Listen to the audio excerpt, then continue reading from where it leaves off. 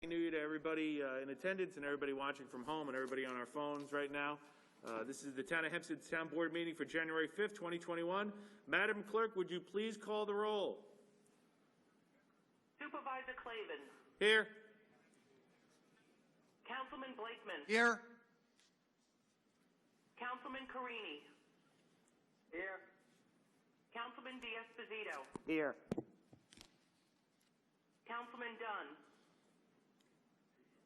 Senior Councilwoman Gooseby. Here. Councilman Muscarella. Here. I am now going to ask that Councilman Muscarella please lead us in the Pledge of Allegiance. I pledge allegiance to the flag of the United States of America and to the republic for which it stands, one nation, under God, indivisible, with liberty and justice for all. Well, because of the governor's executive orders and also because of COVID-19 pandemic, today's public hearing will allow for both in-person participation and telephonic participation using GoToWebinar. The instructions for the telephonic participation using the GoToWebinar, as well as to pertinent documents regarding today's public hearings, are available on the town's website. After the clerk calls each public hearing, the public who are here at Town Hall will first make comments, and then our participants on the GoToWebinar will be allowed to comment. All participants on the GoToWebinar must pay attention to the case called by our town clerk. When the public hearing is called on which you wish to speak, you must click the Raise a Hand button on the seminar as explained in the instructions. If you do not click the Raise Your Hand button when the public hearing is on, you will not be called upon. Also, all participants in the GoToWebinar will be muted until the moderator calls your name to speak. You must pay attention for your name and begin speaking when your name is called, or the moderator will go to the next participant. The moderator will also not recall anyone's name, so please pay attention. If you are participating and watching on the live stream, then you must mute the live stream to avoid any sort of feedback issues. Every participant will be given one chance to speak for up to 3 minutes in accordance with the town board's rules. When you're done speaking, your time is up. The moderator will again mute you on the GoToWebinar.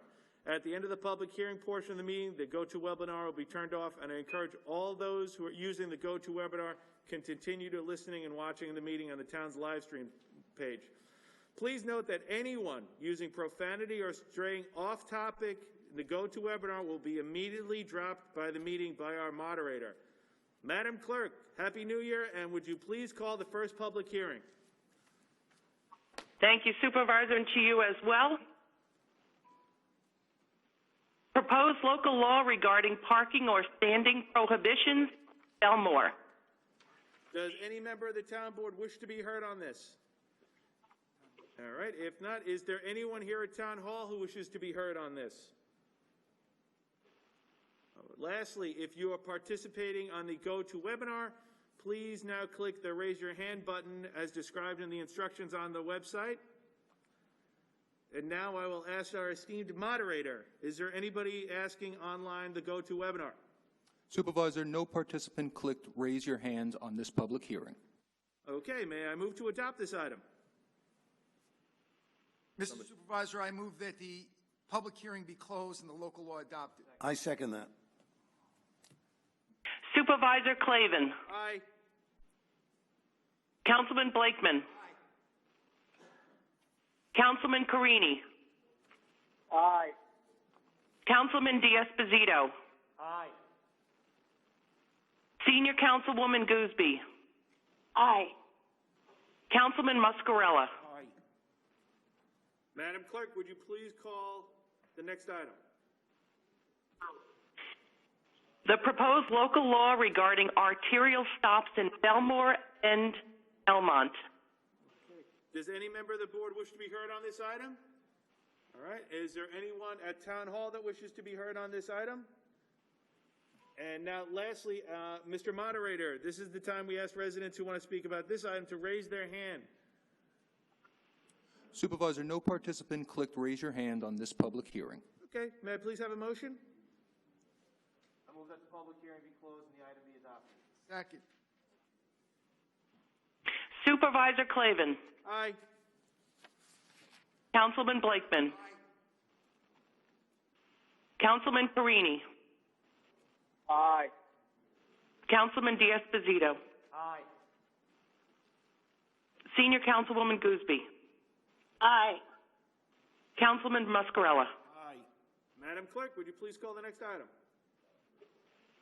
Proposed local law regarding bus West Hempstead. All right, does any member of the board wish to be heard on this item? Is there anyone here at Town Hall who wants to be heard on this item? Now, if you're participating in the Go-To webinar, is the chance to raise your hand on this item. Mr. Moderator? Supervisor, no participant clicked raise your hand on this public hearing. Okay, may I please have a motion? Yes, Mr. Supervisor, I move that the public hearing be closed and the local law be adopted. Second that. Second the motion. Supervisor Clavin. Aye. Councilman Blakeman. Councilman Carini. Aye. Councilman D'Esposito. Aye. Senior Councilwoman Gooseby. Aye. Councilman Muscarella. Aye. Madam Clerk, would you please call the next item? We have a proposed local law entitled Department of Water, Rates, and Regulations. Okay. We add a new subsection J thereof in relation to water rates and charges. Thank you. Does any member of the board wish to be heard on this item? Okay. Is there anybody from the public that wishes to be heard on this item who is here at Town Hall right now? Me, Can I please have your name and address for the record, sir? Felix Procacci, Franklin Square. Happy New Year, Mr. Bacacci. This resolution proposes to increase taxes $100 per year. Supervisor Don Clavin should make sure that residents understand that any board member that votes yes to this resolution is voting to increase taxes. The town is calling this tax increase a special charge. The public should not be fooled. It is a tax. Each of these town-controlled special districts have a budget line item called operating expense apportionment. To my FOIL request for this information, the town has indicated no records exist. If this is in fact the case, there is nothing preventing the town from using this money for other purposes, and the public has no way of checking this. To ensure this money gets used for only the items indicated in this resolution and nothing more, a separate account should be set up so the money is not commingled, and all activity on this account, like copies of checks, should be made available to the public. If this is not done, it is very easy for the town to use this money for other purposes, and there will be no way for residents to verify how their tax dollars are being spent. If Don Clavin really wants to be honest with taxpayers, Don Clavin would make the finances of these projects public to ensure the funds earmarked for these projects are not diverted. Don Clavin, will you make the details of these funds public? Commissioner Reinhardt? Good morning, Supervisor, members of the Town Board. Happy New Year. Happy New Year. This hearing this morning deals with creating the new subsection J of the rates and charges of the Department of Water. These directly relate to the December 8th hearings that were held regarding raising funds for improvements for the treatment of 1,4-dioxane and perfluorinated chemicals, new standards that were put in place by New York State Department of Health without any funding. The department has pursued grant applications for many of these projects. We've only received one for a small amount of money for that one account. We are currently in litigation with the manufacturers of chemicals, 1,4-dioxane and perfluorinated. It's very hard to breathe in this, I'm sorry. I got two, that's fine. The purpose of adding another surcharge to this was so that we could specifically account for these funds as we collect them rather than rolling them into a regular water rate. That would just be rolled into the regular accounts. Every bill will have a separate line specifically for this money and detailing to the customers the fact that that's why this money is being collected. At that December 8th hearing, we authorized almost $100 million in borrowing, which is a tremendous amount of money for treatment. Commissioner Reinhardt, this is Councilman Blakeman. So basically, Commissioner, this is an unfunded mandate by the state to the town, is that correct? That is correct. Okay, so basically it's a state tax because they're just passing it on to us. I would defer to the town attorney, but yes, I believe that would be correct. Well, that's just my opinion. Well, I appreciate Commissioner, and I'm sure I stand with everybody when we say we all want to have clean water here. So you know what? we have to do what needs to be done to have clean water for our families, our children, and for our seniors. But thank you very much, Commissioner. Thank you, Mr. President. Mayor, he explained everything I already knew about it, but will you make all these available, not just a line item on the bill, but when you go to right now, if you go to the budget on any of the special districts, whether it's the water districts, the park districts, or any of them, and I foiled this information years ago, and I foiled it twice, and I get the same response that no records exist. But meanwhile, if you look at these, the apportioned costs on all these special districts, including the ones mentioned here in this resolution, 80–90% of the costs are there. And I want to make sure that when you increase taxes $100, and it's not a state tax, it's a local tax, it's benefiting the locality so we could get 1,4-dioxane out of our water, so we could be healthy. That's typically a state function, and if the state says that the town has to do it rather than the state, they're just passing that tax through us. It's the state that requires this. And by the way, the state and the federal government should be handling this program, not a local municipality, but that's a way around them pushing the cost off onto us. Okay, well, put it any way you want to. You'll be collecting $100 a year from each of the taxpayers in this district. So I would like to see, as those accounts made public, so people could see the money going in and all the checks going out. Okay, bottom line is that the transparency. You could call it state tax, federal tax, global tax, whatever you want to call it, Mr. Blakeman. But I want to see the transparency, to see that the money going in and the money going out is being used for this purpose and this purpose only. Thank you very much. Okay, thank you. Happy New Year again. And I'm sure we all agree we want great clean water here in the town of Hempstead. Next, I have a slip for Diane Madden. Thank you very much for wiping that down. I appreciate it. Diane Madden, name and address for the record, and Happy New Year. Diane Madden, Happy New Year, Hempstead. I'd like to echo much of what Felix said. Is this money, well, obviously it is a tax. I don't think anyone denied that. It's not very transparent, and that's what I'd like to speak on. How do you make it transparent? Is this going to be, this $100 collected from every taxpayer, is this going to be in a separate account? Is it going to be commingled? As we all know, both comptrollers, Nassau County and the state comptroller, found that the town commingled money in the past. And I believe presently, that the Tales of Hope Fund is still commingled with other money, and that's donated money. So is there any plan to hold this money separate so that, again, taxpayers will see how much of it is going? I'm sure it's not easy to estimate exactly what will be needed, but where the money will be going so it doesn't end up in the general fund. Oh, no, it's good. Mr. Covet? Yes, according to the terms of the new local law, the money will be separated, and the town board has the authority, if we are successful in the lawsuit that the commissioner alluded to provide refunds so that the residents will be made whole at the expense of the person responsible, and the town of Hempstead has the authority to do that. Thank you, Mr. Covet. So just to confirm, if this money is foiled, you'll find it in a separate account and claim forms as well? I would ask the controller to. Commissioner Reinhardt, did you want to, or the controller want to address that? Either one. Yeah, it's fine. As I said earlier, this money is directly related to the money that was authorized to be borrowed back in December.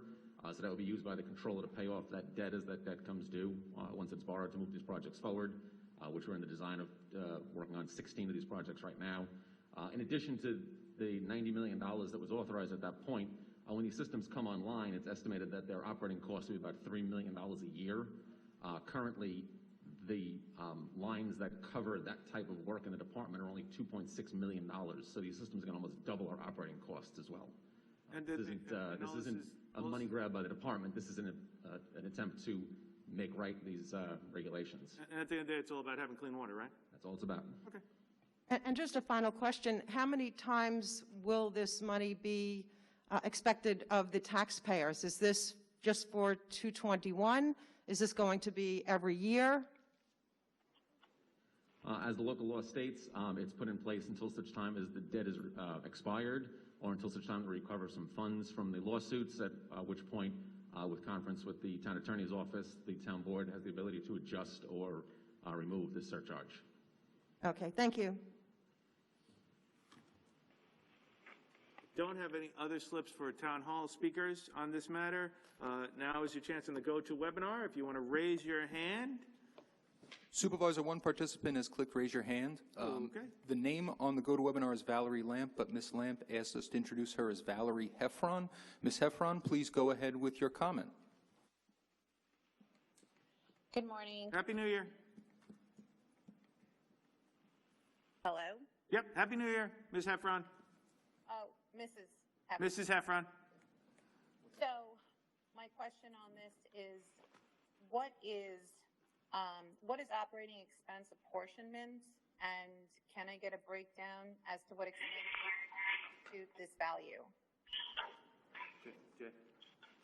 Jay, can you respond? Thank you. Commissioner Reinhardt's going to respond to you. That would be a question directed to the Comptroller's office.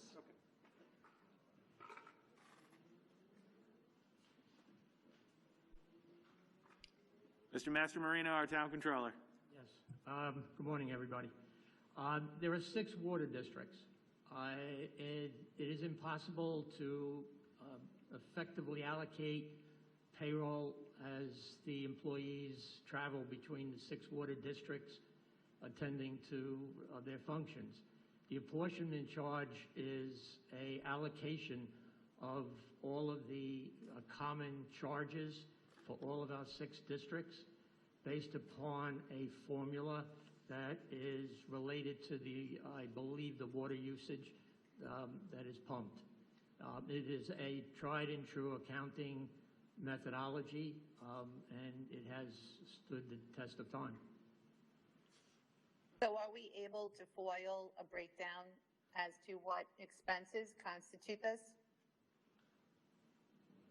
The expenses are in the budget, and the apportionment charge is an allocation of the total, but the total is broken out in the budget in total. Okay, and I just wanted to say that, obviously everyone wants clean water. There's no need to keep, saying that. It's an obvious soundbite, and it's just ridiculous.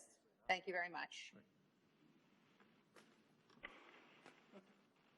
Okay, Mr. Moderator, is there anybody else online who's at the raise their hand? Supervisor, no other participant clicked raise your hand on this public hearing. Okay, Madam Clerk, would you please call the roll? Or can I have a motion? Maybe rephrase that. Mr. Supervisor, I move that the public hearing be closed and the local law adopted. Second.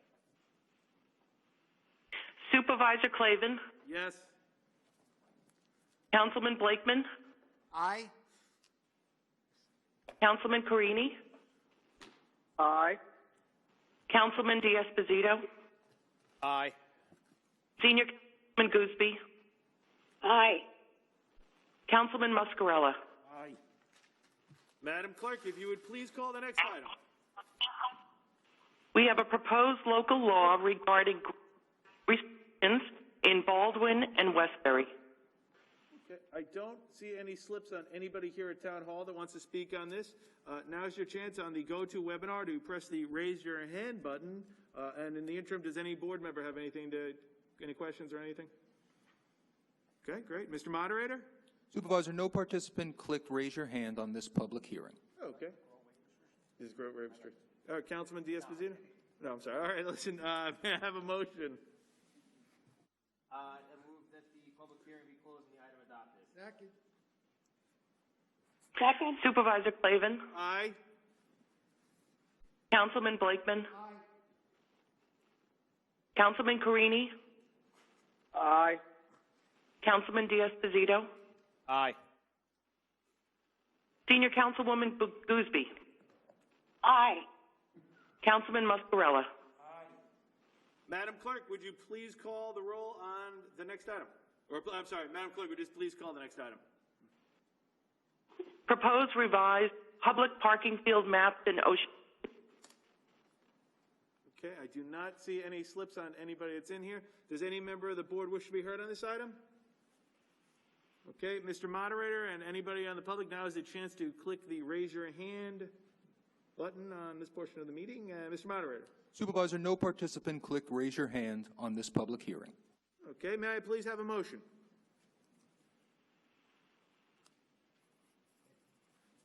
All right, I move that the public hearing be closed and the item be adopted. Second. Supervisor Clavin. Aye. Councilman Blakeman. Councilman Carini. Aye. Councilman D'Esposito. Aye. Senior Councilwoman Gooseby. Aye. Councilman Muscala.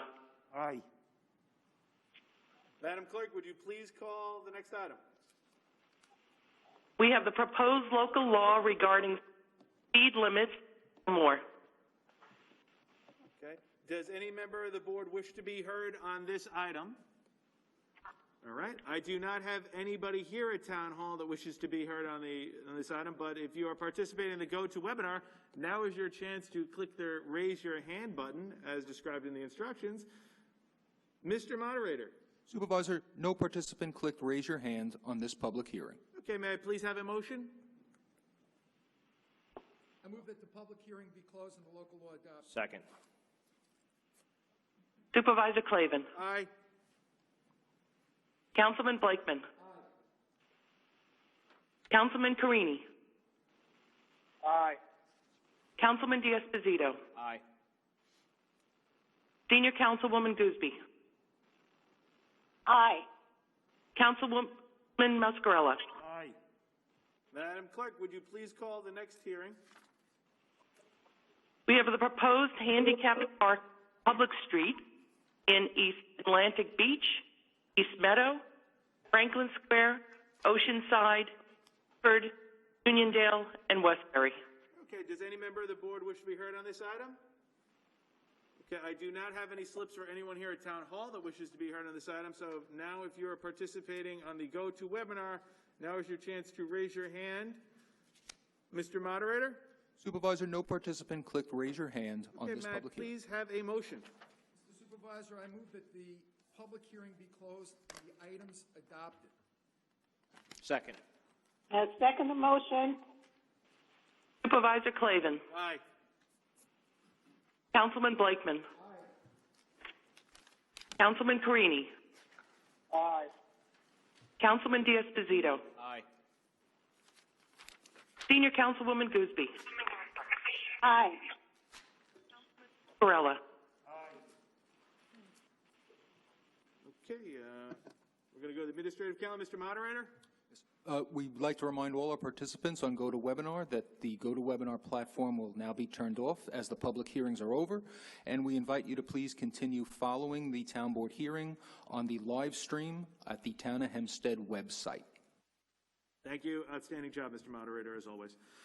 Madam Clerk, would you please call the administrative calendar?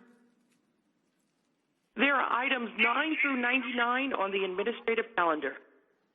Okay. Does any member of the board wish to be heard on any administrative calendar items? Yes, Mr. Supervisor, there are 4 items that I would like to comment on. Number 1 is I join with Councilman Muscarella in thanking the Town Board for putting forward again the grant to the Great Gateway Youth in Elmont, a great organization that serves our young people, and the Five Towns Community Center Bilingual Program, which helps non-English speaking young people and adults to be more proficient in English. I also want to thank you, Mr. Supervisor, for putting forth the town definition of anti-Semitism, which will make it clear exactly what anti-Semitism is and why we are against it. And also, with respect to item 62, I'd like to thank you for your leadership with respect to the grant, the CARES Act grant to the village of Malvern.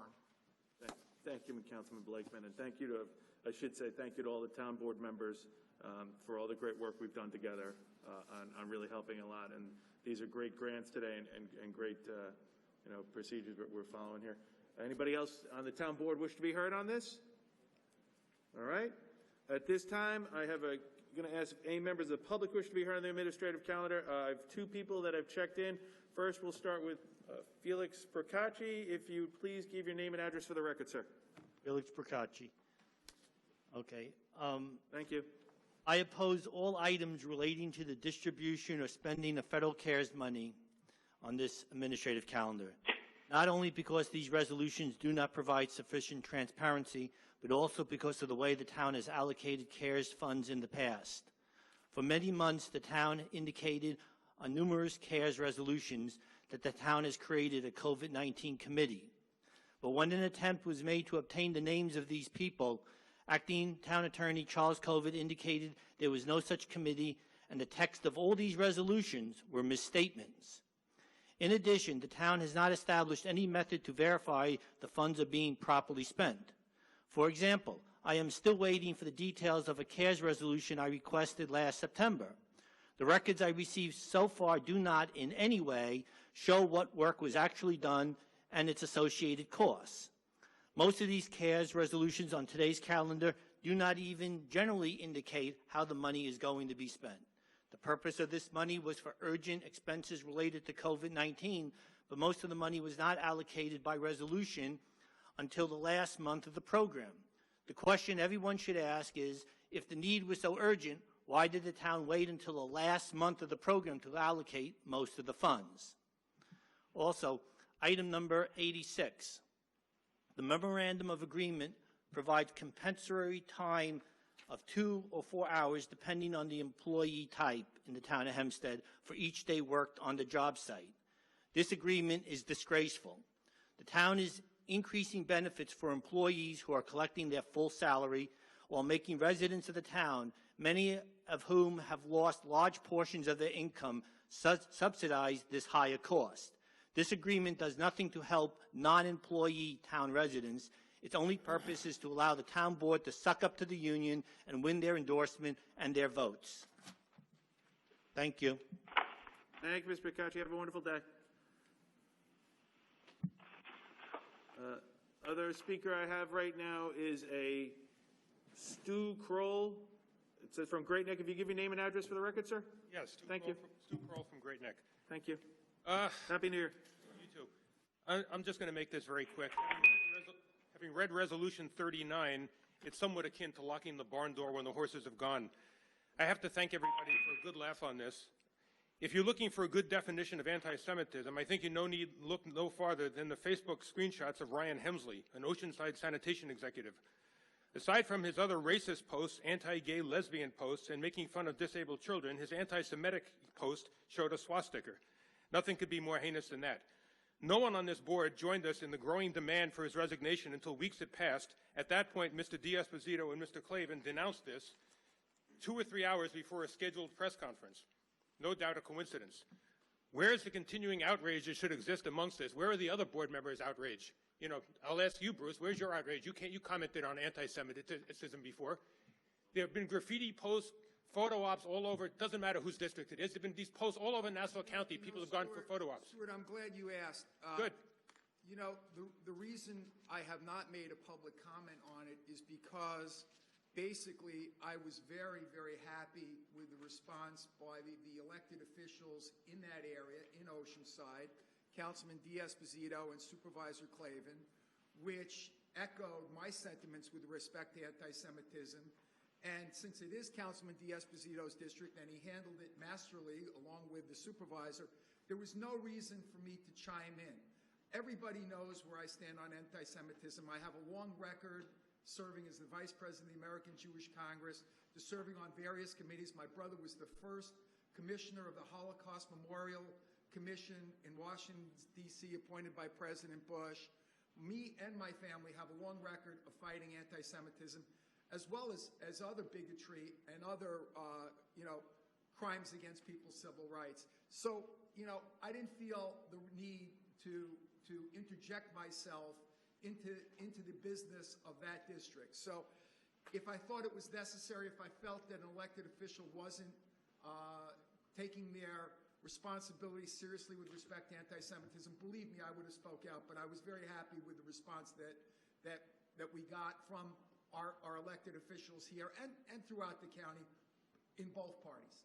All right, that's a reasonable, thing. I can appreciate that. Now, there are other members on this board, aside from Mr. D'Esposito and Mr. Clavin, nobody, as far as I know, and you can correct me if I'm wrong, has said anything. And it's astonishing to me that this man still holds a position.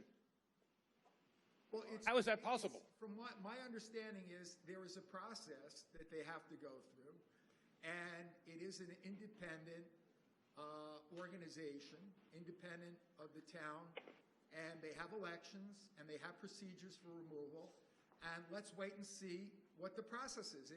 There has to be a process, and I think that the process is playing itself out. All right, it seems like it's taking a while, but that's fine. All right, thank you. Thank you. Thank you again. Take care. You have one more coming down. Okay, who's? Diane Madden. Okay.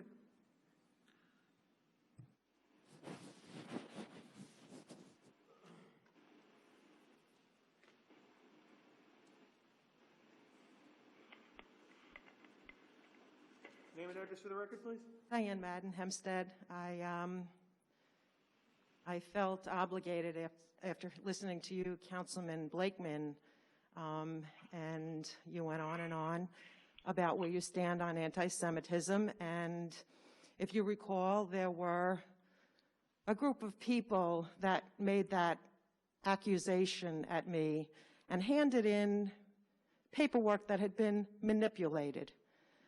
You told me that at that meeting, it was as appalling to not only make anti-Semitic remarks, but if someone was unfairly accused of being anti-Semitic. And you really never cleared that up, and you certainly never gave me any apology. So where do you stand on that? I don't know why I would apologize to you. I didn't accuse you of that, and as a matter of fact, I didn't speak out against it because from everything I heard, the accusations against you were unwarranted. So why would you criticize me when basically I myself made the personal determination that the accusations against you did not have evidence, and that I certainly didn't criticize you. No, and I appreciate that, but quite honestly, you never cleared my name.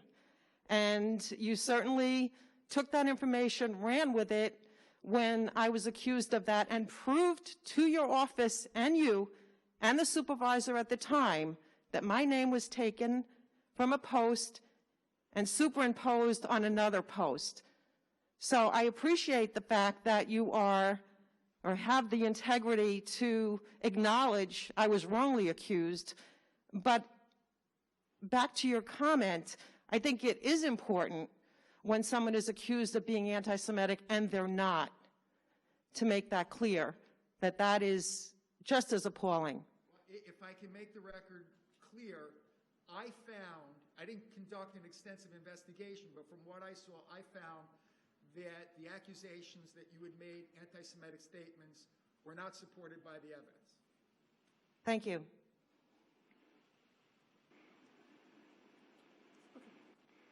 May I please have a motion on the administrative calendar in its entirety? I move that the administrative calendar be passed, resolution from 9 through 99. Second. Madam Clerk? Supervisor Clavin. Aye. Yeah. Yes. Aye. Councilman Blakeman. Councilman Carini. Aye. Councilman D'Esposito. Senior Councilwoman Gooseby. Aye. Councilman Muscarella. Aye. Okay, may I please have a motion to adjourn? I move that we adjourn. Second. Supervisor Clavin. Aye. Councilman Blakeman. Councilman Carini. Aye. Councilman D'Esposito. Senior Councilwoman Gooseby. Aye. Councilman Muscarella. Aye. Okay. Now that the formal town board meeting has been adjourned, the town will remain to listen to any comments of residents that have come here today. Let me find out if we have any residents that want to speak. If you could approach the mic and give your name and address for the record, please. Hi, my name is Maria Lucia Engel. I live in Oceanside, a town of thieves and thugs who steal people's cats for revenue and then cover it up by removing my lost cat reports and by denying FOIL requests. I have not been provided with a FOIL request, but the one document that I did receive confirms that my cat was actually adopted at the adoption center, Town of Hempstead Animal Shelter Adoption Center. And I provided this document to all the town board by email and by hard copies. And it shows that on 2/15/2020 at 1:47 p.m., my cat was appeared normal, and while she was examined, obviously, my cat is still under someone's. She was re-owned, and the town has done nothing about this. What is the town doing about this? I have proof, black and white, that my cat was adopted despite the false denials. What is the town doing about this? Give me my cat back, for God's sake. Do something about it. Well, why do I have to come here so often? It's been 11 months now. What does it take to make a decision and to instruct the animal shelter to turn over my cat?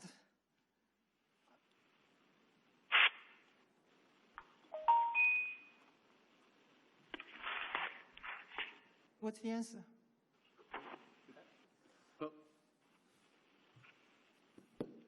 You said that it's been 11 months that we've been dealing with this. I know you come from Oceanside.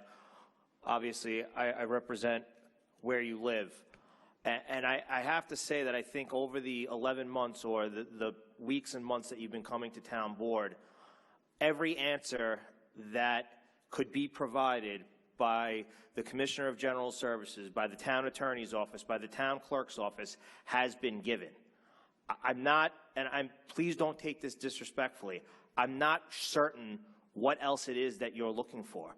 And I know that you come here every 2 weeks and we have this discussion, and I don't want you to just be ignored and ask a question and nobody answers, so that's why I'm addressing you. But I think that every answer, truthful and rational answer that we could possibly have given to you has been given.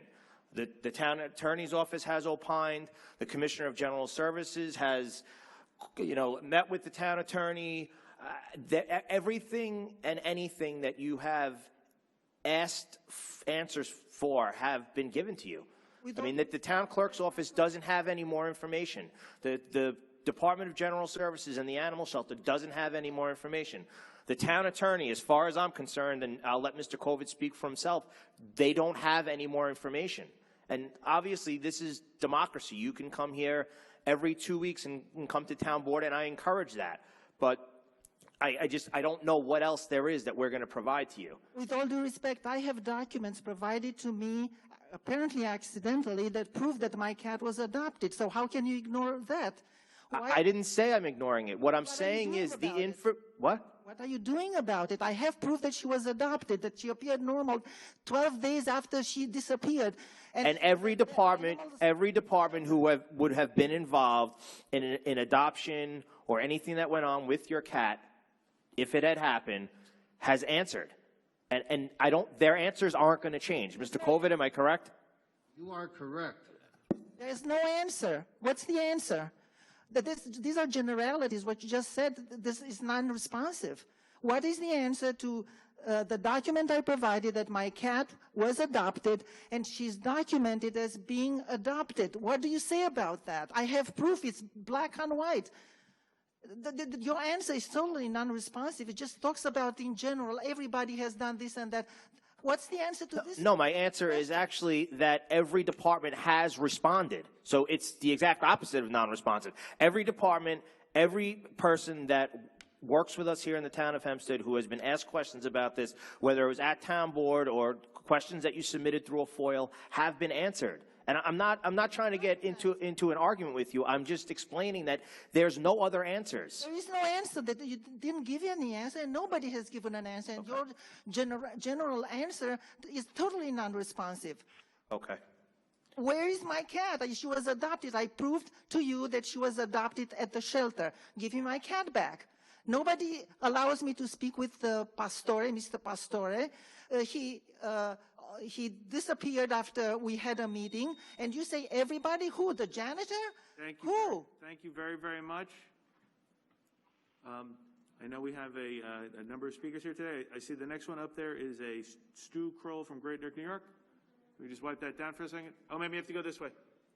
Thank you.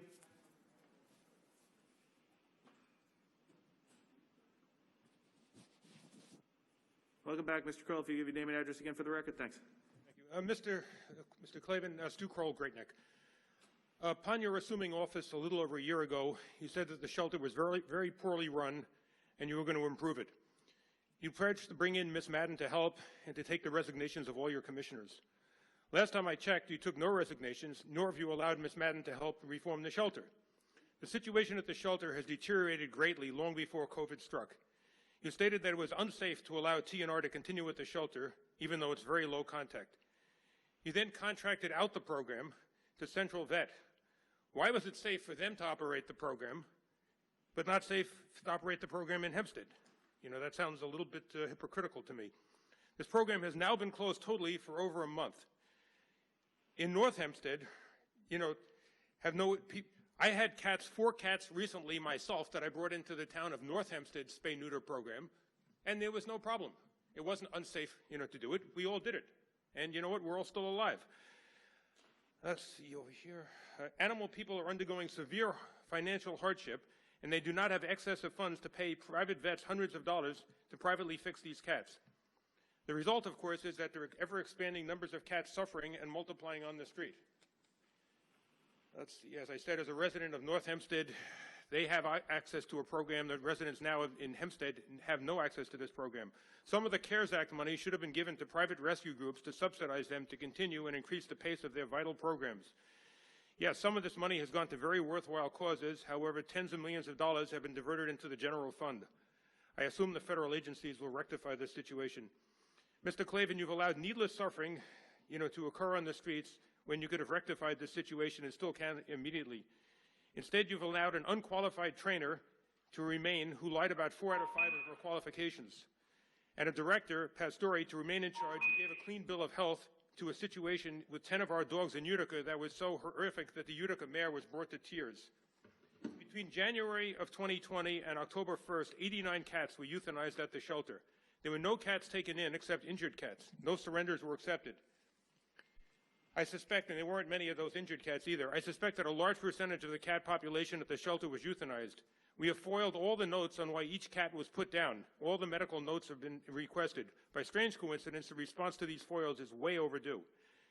Many cats were sent to a sanctuary in Maryland, meant for many adoptable cats, I might add, meant for feral cats. To make this matter even more absurd, the $350 that was paid for not out of a $5.5 million budget, but rather out of the Tales for Hope Fund, where numerous audits said should have been segregated funds and a 501c3 form, which of course would make it harder to use for whatever one wanted to do. All I can say in conclusion is that we don't ask for this program to be reinstated. We demand that it be reinstated now. Thank you. Thank you. Next, I have a Felix Bercacci.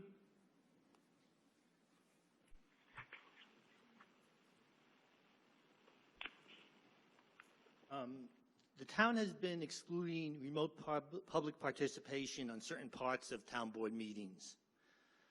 I have found legal experts that disagree with this policy. First, the Committee on Open Government feels that this restriction is unreasonable unless there's a good reason for it. We are allowing board members to participate remotely, but not the public. In addition, Peter B., the lawyer for the Village of Garden City, said at the Village December 10th meeting, "It is my understanding that as a courtesy, the board extends on request to an absent trustee the opportunity to participate by remote video and or audio. That courtesy cannot be extended, however, without extending the same courtesy to the public. So if the trustee has the opportunity to participate remotely, then the public has the opportunity to participate remotely too." The video of this, you could read is at 1 hour 42 minutes on my website, so you could listen to him for himself say this. Also, since County Executive Laura Curran implemented the county-wide reassessment, Don Clavin has been a frequent critic. Recently, Clavin has intentionally misinterpreted that 12,000 challenges residents have made mean that there are 12,000 in assessment errors. The reality is that prior to this reassessment, virtually all properties were incorrectly assessed, but for some reason, Receiver of Taxes Don Clavin never went around pointing that out. When Newsday reported that 65% of residents saw their school taxes increase and 35% saw a decrease, Clavin called on the county assessor to resign without examining the accuracy of the assessments. Clavin has been quick to point out every mistake, but has never proposed any solution. The reality is that many properties were underassessed due to the mass settlements negotiated with tax attorneys. I know Clavin is aware of this because we discussed this face-to-face in 2016 at his first homebuyer seminar. The current administration should be commended for taking on such a politically difficult task. Don Clavin and Jeannie Driscoll press releases point out every mistake and spreading misinformation, but that don't do residents any good. The fact of the matter is that even if the assessor made no mistakes, the taxes of people whose houses were assessed at $300,000 in 2017, when similar houses on the block were selling for $500,000, we're going to get a tax increase. The sad, irrefutable truth is Don Clavin and Jeannie Driscoll are willing to spread misinformation for political gain. During Don Clavin's tenure as Receiver of Taxes, his budget went up 81% compared to 64% increase in the overall town taxes during that period. And in Jeannie Driscoll's first year in office, she increased her budget 5%. Clavin and Driscoll want you to believe that a fair reassessment. Thank you very much, Mr. Scacchi. Councilman Carini, while I have you on the phone, thank you, Mr. Scacchi. Your time's up, Mr. Scacchi. Mr. Scacchi, thank you. Mr. Carini, Chris Carini, can you hear me on the phone? Yes, Supervisor. Chris, just so anybody's watching, wasn't it a fact that there were hundreds of errors to some properties in the reassessment in the Seaford area, resulting in thousands of dollars of tax increases improperly? Correct. There was close to 200 residents at the seasons, over 62 community in Seaford, that had every one of them was given an error with a significant increase in taxes that were incorrectly. Okay. Listen, I appreciate it. I just want to make sure people understand when we told people there were errors and the county at first said there weren't, and then in fact it turned out there were errors and Newsday actually ran a headline about all the errors. So, but thank you, Chris, because I know you were advocating for all those residents who were overpaying thousands of dollars in taxes down there. So thank you very much. Next I have speaking Claudia Canem, yes. Just give your name and address for the record, please. Thank you. I'm Claudia Canham, and I am from Deer Park, actually. Okay. I'm here because you guys clearly have an issue with the fact that your program for TNR is not up and running right now. Your shelter had a $5 million budget for last year and a $5 million budget this year. I am currently managing the Hofstra population. I have over 200 cats, and right now, I have a 4-month-old kitten who is pregnant and will die if she gives birth. I also rescued inbred kittens, and I put down my 10-week-old kitten because nobody intervened sooner. This is an issue. This is a problem. You have your citizens who pay your tax dollars angry enough to build a group of 50,000 people to sign a petition. I want to help you help your citizens. Open up the TNR programs. Give me my TNR clinics. We can work through this. I know so many shelters who can safely TNR with COVID. That's not an excuse anymore. I firsthand witnessed all this. I'm 22 years old. I've saved over 30 cats since August. There is no excuse for why you guys are not doing your part. I've spent thousands of dollars out of my own pocket. I'm a full-time law student. There's no excuse at this point. I want somebody to tell me when the shelter's going to reopen their TNR clinics. I need 2 TNR clinics sent to Hofstra University before the springtime, or there's going to be a surplus of at least 1,200 kittens, and a third of them are going to be healthy. The rest, inbred, which means you're going to have more kittens, more people, and more angry younger people.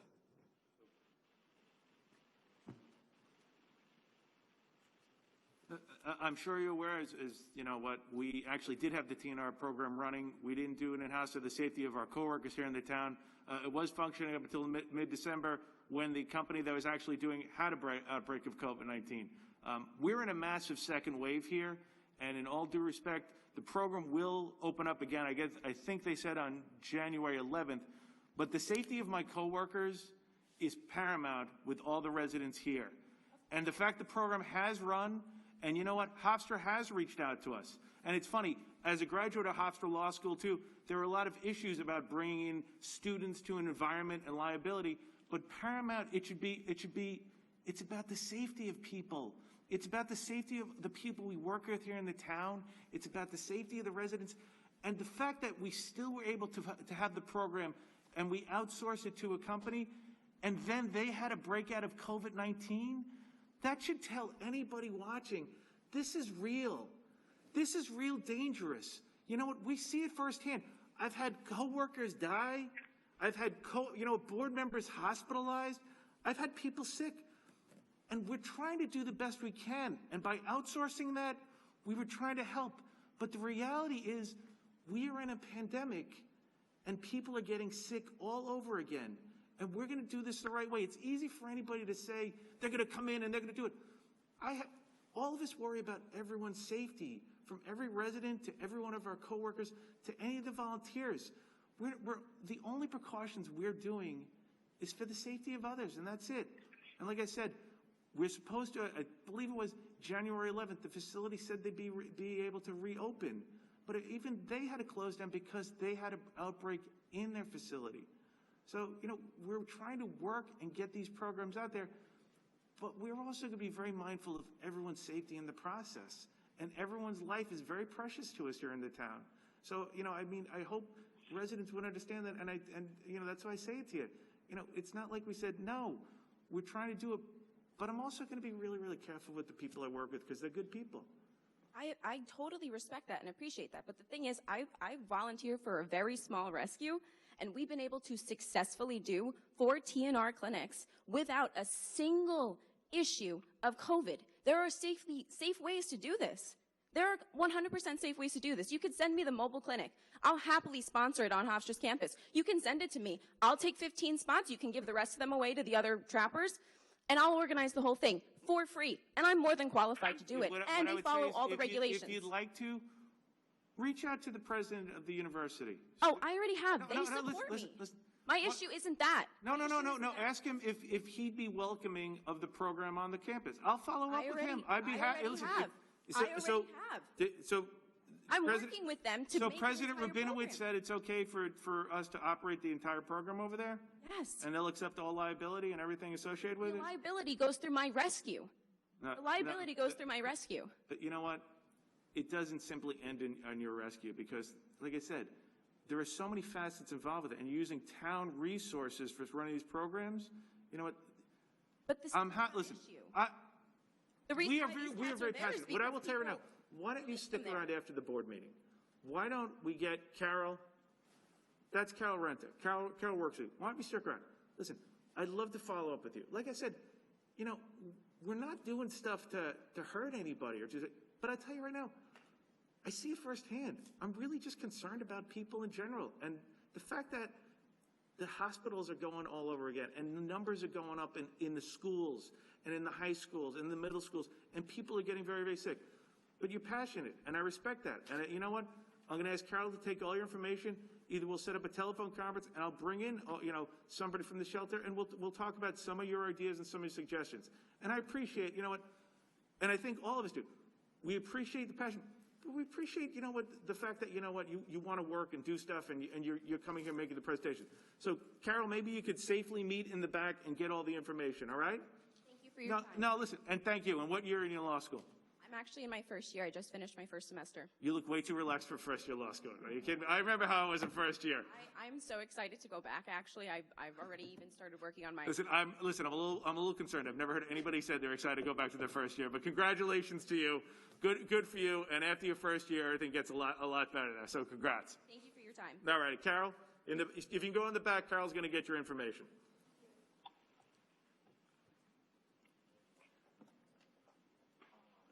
Next, I have a Diane Madden.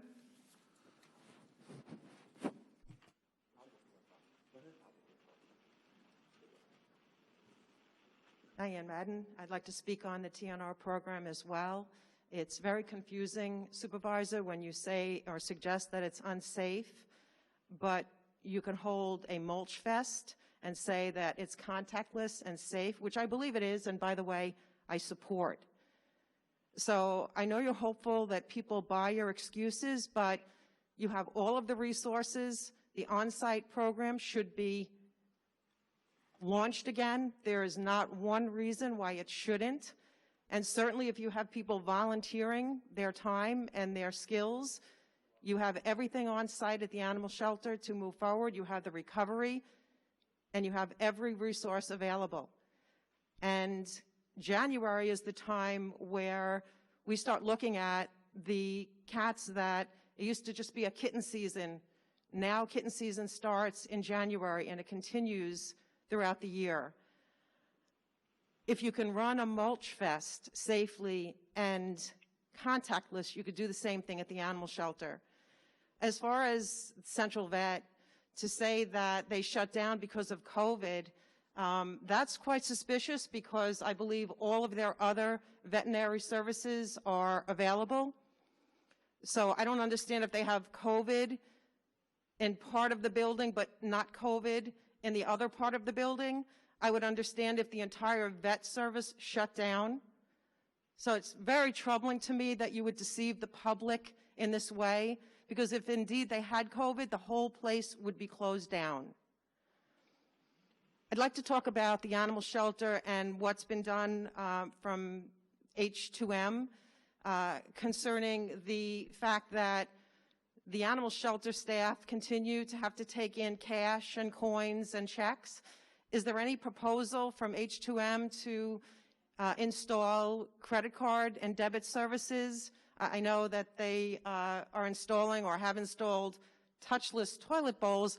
I think it's more important to install, finally, and catch up with the times, debit and credit cards at the animal shelter. Could someone tell me if that's a proposal or if that's going to happen? Interesting idea. We'll take it under advisement. Thank you. Not under advisement. I'm asking if the company that we're paying with Federal CARES Act money millions of dollars, if they've suggested as a safety protocol to put in credit card services so that the staff that you care so much about are not handling cash, checks, coins. I'd also like to propose that you bring in a diversity consultant. I looked at some of the hiring and the contracts, and it looks like the family tree for the Republican Party. I urge you to do that soon. Also, if you could allow the public to participate at miscellaneous. Thank you so much, Ms. Madden. Happy New Year. Happy New Year. I understand that town officials are given that opportunity. If you could please consider allowing the public to participate remotely. Thank you. That was a pleasure. Thank you. Next, we have down a Kelly Shua. If you could just give your name and address for the record, please. Thank you. Happy New Year. Happy New Year. Kelly Shewart, Merrick, New York. I am here to ask, there's a $5,000 donation from the Animal Surgical Center, East Meadow, to the town of Hempstead Shelter, and I was wondering what that money will be used for, and why would a private vet donate to the town? I'll have to find out. I'll be happy to follow up. It's a great question. Okay, and my other statement is about the TNR. I'm glad to hear that it's possibly, is that a definite or in the works, or for January, you said?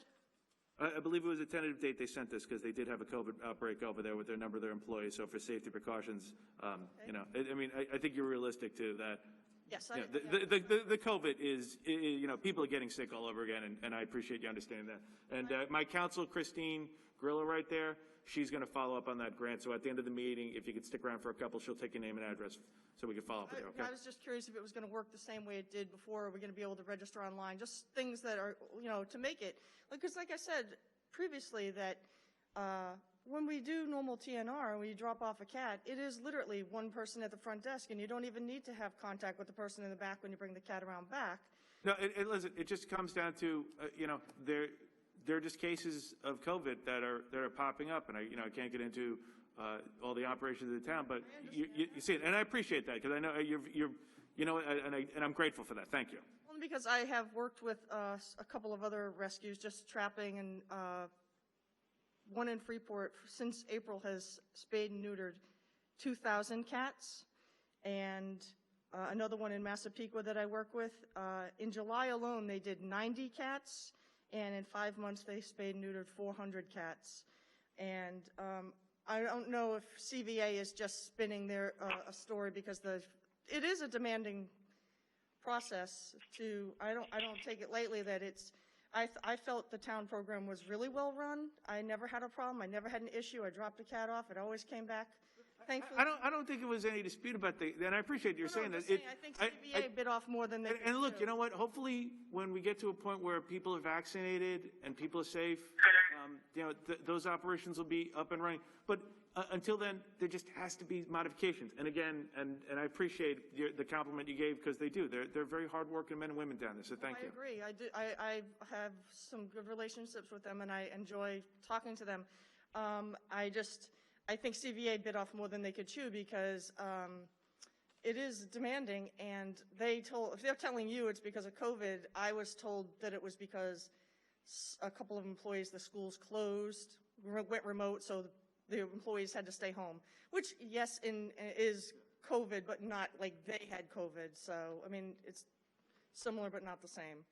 Anyway, I'm looking forward to hearing more about that, and if there's anything the public can do to make this work smoothly, we will do it, because us alone, it's feel like we're double dipping, where, yes, our taxes go towards that with the budget, but then we're begging people for donations. I trapped a cat for a neighbor, kitten, and I socialized her, fed her, did everything, and I was one of the last ones to get into Central Vet, but then who takes her? I ended up having to beg for money from people for donations to give her to a rescue. So just looking forward to the town. Thank you, Ms. Shu. If you will, though, Christine Grillo is going to meet you in the back and get your name and address. Thank you very much.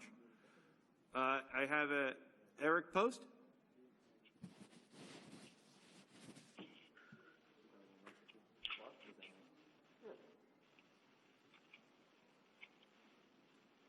Hello. Your name and address for the record, and Happy New Year, Mr. Post. Happy New Year. Eric Post, 346 Maple Street, West Hempstead, New York. I just wanted to thank the regional director of the AJC, the American Jewish Committee of the Long Island region, and I want to thank, of course, the town supervisor, Mr. Clavin, and all the board members for approving the IRA definition of anti-Semitism. As you know, a recent report that we put together showed that while 9 out of 10 American Jews are concerned with the rise of anti-Semitism and believe it's a problem, only 6 out of 10 people in the general public believe that it is a problem. In addition, nearly 50% of the general public in America knows what the term anti-Semitism means. So the step you've taken today, the largest town in the country, and a town that I was born in and raised in and live in now, accepting and taking on the definition of anti-Semitism, as well as, most importantly, committing to using the definition in an educational capacity, is extremely important to the American Jewish Community, extremely important to me as an individual, and I just wanted to thank you for that and wish you all a Happy New Year. Thank you very much for your comment. We appreciate the great work teaming up, with the education. The numbers you just mentioned, it's staggering. That is, it's amazing that there is such a lapse in people, understanding what is really taking place or their education. So we're delighted to, and if we can partner up and do some other initiatives in educating and getting people aware of what is taking place and the fact that people are being attacked for their faith, you can count on us to be there. Speaking on behalf of all the board members, when this initiative came, and I mentioned the town board, they said, let's get it going right now. So it's a real, it's a concern we have recognizing it, but thank you very much, and we're here to work with you. Thank you. We look forward to it. All right. Thank you. That is all the public speakers I have for the meeting here today. Again, I want to thank everybody. Stay safe. God bless 2021, and a happy and healthy New Year to everybody here.